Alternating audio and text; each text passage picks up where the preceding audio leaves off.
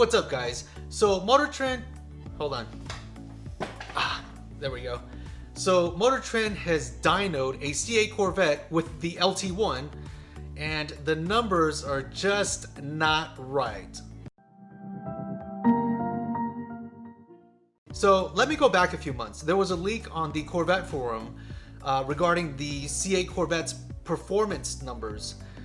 The quarter mile being 11.3 at 121 miles per hour, which is ridiculously fast for a base model Corvette because it's already nipping at the toes of the C7 ZR1's quarter mile time. The leak also provided us with weights on the C8 Corvette, which is around 3,500 to 3,600 pounds. And of course, it confirms that these numbers are done with the LT2, which is based off of the LT1, and it's just a pushrod design.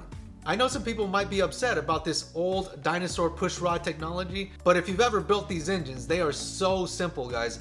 I've built a Nissan K824s, SR20s, and once I started working on an LS1 engine, I can see why people love building these engines.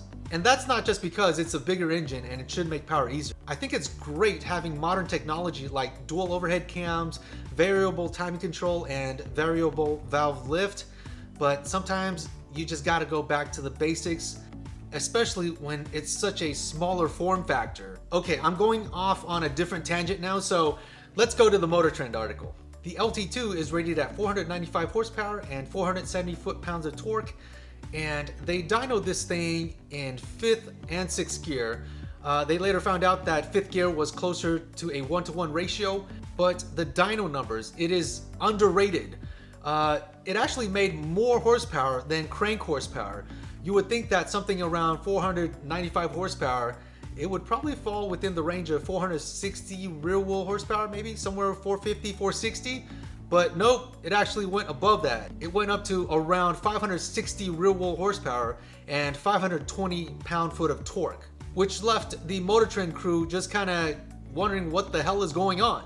Of course, you know, being techie, you kind of go back and forth, shoot off ideas with one another, trying to figure things out. And Motortrend even talked to GM and they couldn't figure it out. The GM engineers also claimed that it might be because of the heat soak not setting in, but the car was run several times, so heat soak shouldn't be an issue. But you know what? It might be GM messing with them because of the ECU,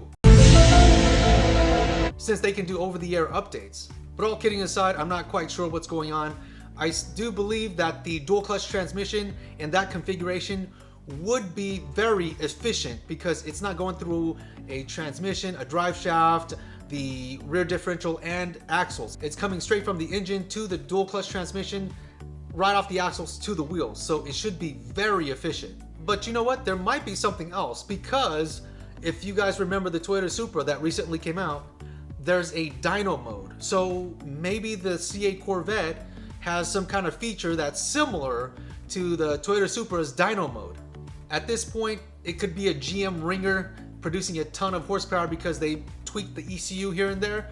So we're just gonna have to wait until actual customers get their cars and do independent testing, not only on the dyno, but also at the drag strip. Let me know what you think in the comment section below. Is GM just messing with us? Until then, I'll see you in the next video.